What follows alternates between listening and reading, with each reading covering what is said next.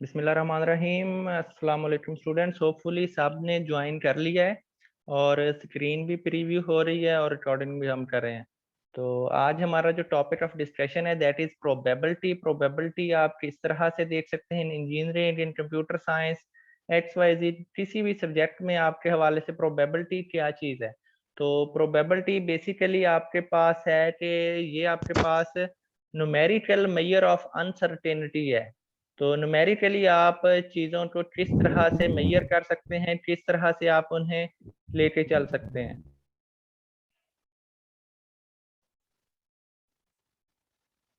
तो numerical major of uncertainty है, आप जो चीज़ें आपके पास अनसर्टन है रियलिटी में, आप उन्हें किस तरह से उन्हें न्यूमेरिकली या क्वांटिटेटिवली मिकदारी लिहाज से मेजर कर सकते हैं। तो बेसिकली अब अच्छा, पहले मैं थोड़ा-सा आपको लास्ट वीक का इंट्रोडक्शन दे दूँ। लास्ट वीक में हमने डाटा एनालिसिस, डाटा की टाइप्स पढ़ी थी और statistic, measure of central tendency, measurement scales, mean, median, mode, geometric mean and their empirical relationship. तो ये चीज़ें लास्ट टाइम पढ़ी थी और इस वीक में हम पढ़ने वाले हैं experiment, event, sample space, probability, counting rules, conditional probability, base rules and random variable. तो ये हमारा इस वीक की आउटपुट होगी और इस वीक में हमारा जो डिस्कशन है इन्हीं टॉपिक्स के हवाले से होगा कि what is event, what is probability, what is simple event, what is compound event और कंडीशनल प्रोबेबिलिटी और एडिशनल लॉ, मल्टीप्लिकेशन लॉ, ये सारी चीजें इस हफ्ते में हमने पढ़नी है। तो सबसे पहले वाई लर्न प्रोबेबिलिटी, हम प्रोबेबिलिटी क्यों पढ़ रहे हैं। सबसे पहले हमें ये पता होना चाहिए nothing in life is certain. Life में कोई चीज भी कांस्टेंट नहीं है, कोई चीज भी हमेशा रहने वाली नहीं है। तो हर चीज में उतार चढ़ाव, हर चीज में आपके पास आप कह लें कि चांस ऑफ अकरेंस होने के चांस और ना होने के चांसेस होते हैं। जैसे बारिश होने का चांस है, बारिश होने के कितने परसेंट चांसेस हैं, बारिश होने के कितने परसेंट चांसेस नहीं है। या आप जो 12th की क्लास है, कितने परसेंट चांस हैं कि आप 12th क्लास लेंगे या नहीं लेते। या आज की क्लास में हमारे जो इंटरनेट की कनेक्टिविटी प्रॉब्लम होती है या नहीं होती। तो रियल लाइफ में कोई भी चीज सर्टेन नहीं है। इस हवाले से जो हमारा मेजर ऑफ अनसर्टेनिटी है that is known as probability. In every in everything we do, we due the chance of successful outcomes from the business to medicine to the weather. A probability provide a quantitative description of the chance or likelihood associated with various outcomes. तो probability में आपके पास होता है कि quantitatively आप किसी चीज के होने के चांस को मेजर करते हैं कि कितने परसेंट चांस है कि ये चीज या ये स्टूडेंट 80% नंबर ले लेगा। तो प्रोबेबिलिटी में बेसिकली मेजर ऑफ अनसर्टेनिटी है, उसे आप न्यूमेरिकली मेजर करते हैं। It provide a bridge between descriptive and inferential statistics. ये एक ब्रिज का रोल प्ले करती है डिस्क्रिप्टिव और इन्फ्रेंशियल स्टैटिस्टिक में। लास्ट टाइम मैंने आपको बताया था कि डिस्क्रिप्टिव में आपके पास जस्ट प्रेजेंटेशन ऑफ डाटा होता है, आप चीजों को प्रेजेंट करते हैं by the help of charts and graphs. But in the inferential statistics your focus is to prediction, to forecasting. तो आपने बताना है कि after some interval x y z ये चीज होने वाली है। तो आपने इन चीजों के बारे में एडमिट करना होता है कि आफ्टर सम टाइम बारिश होने वाली है, हमें इन चीजों की जरूरत है, हमें एजुकेशनल इंस्टीट्यूट्स की जरूरत है, हमें रोड्स की जरूरत है, हमें हॉस्पिटल्स की जरूरत है।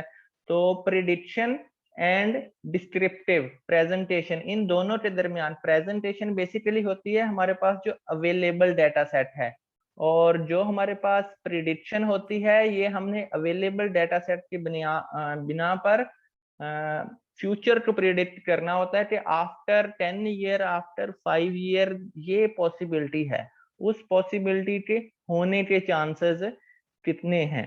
और अब हमारे पास दो टर्म्स प्रोबेबिलिटी में इस्तेमाल होती हैं, पॉपुलेशन एंड सैंपल। तो जेंटलमैन कोई मसला तो नहीं है सीआर? No sir. चलें, थैंक यू। अच्छा, आप दो टर्म्स यहाँ पर प्रोबेबिलिटी में इस्तेमाल होती हैं, probability and sample, sorry population and sample. तो पॉपुलेशन क्या होता है कि totality of all the individuals, वो तमाम यूनिट्स, वो तमाम इंडिविजुअल्स जिनके बारे में हम स्टडी करना चाहते हैं, जिनके बारे में हमारा कोई कंक्लूजन ड्रॉ करना चाहते हैं। ये पॉपुलेशन और सैंपल की डेफिनेशन आपको जो मैंने लेक्चर 1 के नोट्स दिए थे उनमें भी ये मजीद एलेबोरेट की हुई है, उनकी वीडियोस भी मैं आपको थोड़ी देर में भेज देता हूँ। तो population basically is the totality of all the unit from which we draw any conclusion, वो तमाम यूनिट्स का मजमुआ जिनके बारे में हम कोई कंक्लूजन ड्रॉ करना चाहते हैं। जैसे अब हमारी यूनिवर्सिटी है, तो यूनिवर्सिटी जितने स्टूडेंट यूनिवर्सिटी में पढ़ते हैं ये सारी हमारी क्या है पॉपुलेशन। अगर हम मेजर करना चाहते हैं कि इस पूरी यूनिवर्सिटी में एवरेज हाइट कितनी है स्टूडेंट्स की, तो हम अगर हर स्टूडेंट से इंफॉर्मेशन लेते हैं तो इसे बोलते हैं सेंसस। और ये जितने स्टूडेंट हमारी यूनिवर्सिटी में पढ़ रहे हैं ये हमारा है पॉपुलेशन। अच्छा, अब बात आती है सैंपल। सैंपल क्या चीज होती है? सैंपल बेसिकली आपके पास होता है कि small part of the population which represent the characteristics of the population. एक पॉपुलेशन का छोटा सा हिस्सा जो आपके पॉपुलेशन का छोटा हिस्सा जो आपकी पॉपुलेशन की तमाम खसूसियात को बयान कर रहा होता है।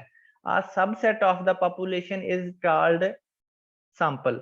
तो सैंपल जैसे अब हमारे हमारे पास यूनिवर्सिटी में लेट्स सपोज 10,000 स्टूडेंट पढ़ रहा है, तो 10,000 स्टूडेंट तक पहुंचना हमारे लिए पॉसिबल नहीं है। क्यों ना कि हमारे पास इतने फंड्स, इतना टाइम, इतनी लेबर नहीं है कि हम 10,000 स्टूडेंट को मेजर कर सकें। तो इसका हल क्या है कि हम सैंपल स्टडी कर लेते हैं। सैंपल स्टडी में ये होता है कि हम उस 10,000 में से 500 का, 200 का, 300 का अप टू आवर जितना बजट है उस लिहाज से हम सैंपल ले लेते हैं। सैंपल की बिना पर हम उस पॉपुलेशन के बारे में कंक्लूजन ड्रॉ कर लेते हैं कि इस पॉपुलेशन का किस तरह का रवैया है, कितनी एवरेज हाइट है। अच्छा, एक तो सूरत हाल ये होती है कि आपके पास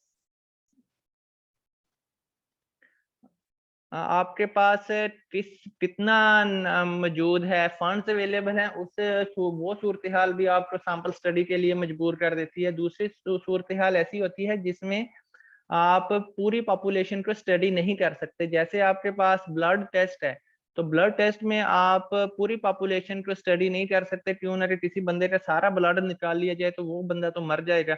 इसलिए हम थोड़ा सा सैंपल लेते हैं, सैंपल की बिना पर हम पूरी पॉपुलेशन के बारे में कंक्लूजन ड्रा करते हैं कि इस पॉपुलेशन में इस तरह का, इसका ब्लड ग्रुप ए पॉजिटिव है या बी पॉजिटिव है। तो ब्लड की सूरत हाल में भी हमें क्या है सैंपल स्टडी करनी पड़ती है। और इसी तरह आपके पास जो जैसे कोई हमारा शेफ है, शेफ कोई चीज बनाता है, लेट्स सपोज चावल बनाता है, वो ये तो नहीं कि चावल टेस्ट करने वो पूरी देर खा जाए।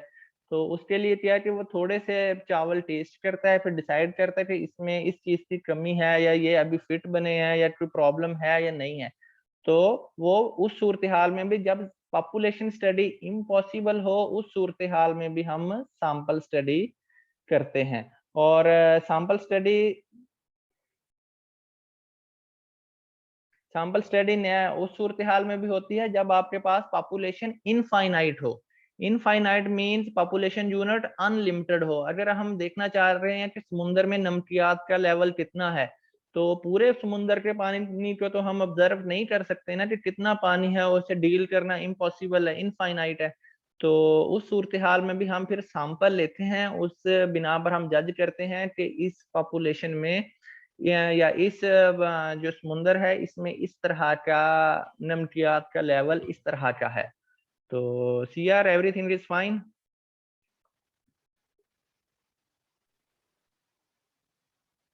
सर आवाज चलेगी आपकी फिर। मैं अभी तो अभी मैंने पूछा है कि अब सही है, अब कोई मसला पिछले 2-3 मिनट में? नो सर, ये भी कह सकते हैं कि हम सर जी प्रेशर चेक, तो यानी हम वहाँ भी तो सैंपल ही यूज कर सकते हैं हाँ हाँ हाँ हाँ, प्रेशर अब बिल्कुल वहां पर जहां पर यानी कि आपके करना। पास पॉपुलेशन इनफाइनाइट हो या पॉपुलेशन स्टडी इम्पॉसिबल हो, उस सूरत हाल में भी आपके पास जो सैंपल स्टडी ही होती है, आप सैंपल स्टडी ही करते हैं। तो जैसे अब चाय की एग्जांपल है या आपके पास ब्लड टेस्ट की एग्जांपल है, तो इन सूरत हाल में भी सैंपल स्टडी है। और रियल लाइफ में भी जब आपके पास बजट ना हो, उस सूरत में भी आप सैंपल स्टडी ही करते हैं।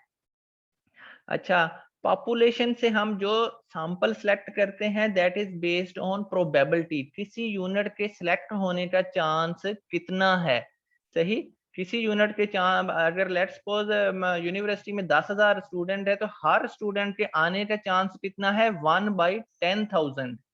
1/10,000 उसके आने का, सिलेक्ट होने का चांस है सैंपल में। अच्छा, और सैंपल जो है, सैंपल हमें स्टैटिस्टिक देता है, वैल्यूज देता है, उसे बोलते हैं हम स्टैटिस्टिक्स। जो वैल्यूज हमें सैंपल प्रोवाइड करता है अबाउट द पॉपुलेशन, उसे बोलते हैं स्टैटिस्टिक्स। और ऐसी न्यूमेरिकल वैल्यूज जो हमें सैंपल से सिलेक्ट हासिल होती हैं, उसे बोलते हैं स्टैटिस्टिक। लास्ट में एस नहीं आना, सही। ऐसी न्यूमेरिकल वैल्यूज जो हम सैंपल से हासिल करते हैं, उसे बोलते हैं हम स्टैटिस्टिक। और ऐसी न्यूमेरिकल वैल्यूज जो हम पॉपुलेशन से हासिल करते हैं, उसे बोलते हैं पैरामीटर। होप सैंपल और पॉपुलेशन के बारे में कंसेप्ट क्लियर हुआ है। Moving further. अच्छा, रियल लाइफ में दो तरह की रीजनिंग एग्जिस्ट करती है, probabilistic and statistical reasoning. Suppose I know exactly the proportion of car makers in Islamabad, then I can find the probability that the first car I see in the street is a Honda. This is the probabilistic reason, as I know the population and predict the sample. अच्छा, probabilistic reasoning में आपके पास ये होता है कि आप probability होती है कि कितने परसेंट चांस है कि वो इवेंट या वो फिनोमिना एग्जिस्ट करेगा। जैसे अब यहाँ पर एग्जांपल दी हुई है कि अब हमारे मुल्क में नंबर ऑफ व्हीकल्स मौजूद हैं, जैसे सुजुकी है, होंडा, टोयोटा और किया है, XYZ number of manufacturer available है। तो इसमें अब हमें जो गाड़ियां ज्यादा नजर आती हैं, जैसे अभी वो लेटेस्ट मॉडल फेमस हुआ है होंडा का स्विफ्ट, थी ओरियल। तो अब हमें वो गाड़ियां ज्यादा शो मिलती हैं रोड पर, क्यों ना कि हर बंदा चाहता है कि मुझे वैरायटी मिले, मुझे ज्यादा से ज्यादा उसमें फीचर्स मिले, उसकी शेप बेहतर हो। टोयोटा में वो ट्रेडिशनल फीचर्स चलता आ रहा है, बट इन होंडा वो हर मॉडल में कुछ ना कुछ मॉडिफिकेशन करते हैं। तो इस तरह हमें स्ट्रीट में कोई कार मिलने के चांस कितना है, वो हमें टोयोटा की भी मिल सकती है, वो हमें होंडा की भी मिल सकती है, वो हमें सुजुकी की भी मिल सकती है, बट हमारे लिए मिलती वही है जो हमारे उस इन्वायरमेंट में सबसे ज्यादा एग्जिस्ट करती है। तो प्रोबेबिलिस्टिक रीजनिंग में probability of occurrence of that event. No, suppose that I do not know the proportion of car makers in Islamabad, but would I like to estimate them? I observe a random sample of cars in the street and then I have an estimate of a proportion of population. This is a statistical reasoning. अच्छा, अगर मुझे उस society में, किसी community में population का नहीं पता कि कितने कंपनियां गाड़ियां बनाने वाली मौजूद हैं, तो देन मैं वहां से एक सैंपल ड्रा करूंगा। सैंपल की बिना पर मैं डिसाइड करूंगा कि मेरे उस सोसाइटी में किस तरह की गाड़ियां मौजूद हैं। अगर आपके पास ऑलरेडी एग्जिस्टिंग इंफॉर्मेशन से आप कोई ना कोई वैलिड कंक्लूजन ड्रा करते हैं, तो that is the probabilistic reasoning. और अगर आप सैंपल एस्टिमेट की बिना पर कंक्लूजन ड्रा करते हैं, that is our statistical reasoning. हाँ जी मिस्टर।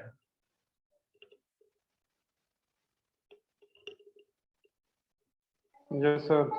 चलें, यस। ठीक है, ठीक है, ठीक हो रहा है जेंटलमैन। अच्छा, अब बात होती है, अब हमने दो चीजें तो पढ़ ली, सैंपल पॉपुलेशन और probabilistic reasoning and statistical reasoning. Next is what is probability. We use graphs and numerical measures to describe data set which were usually samples। अब आप न्यूमेरिकल वैल्यूज जो आपके डाटा को डिफाइन करती हैं या आपके डाटा आप कलेक्ट करते हैं, उसे सैंपल से रिप्रेजेंट किया जाता है, उसे न्यूमेरिकली तौर पर मेजर करना, वही assume how often using। तो यहाँ पर दो तरह की फ्रीक्वेंसीज इस्तेमाल होती हैं, relative frequency and cumulative frequency। तो अभी हम पढ़ रहे हैं relative frequency। relative frequency means कि किसी इवेंट के होने का chance favourable events divided by total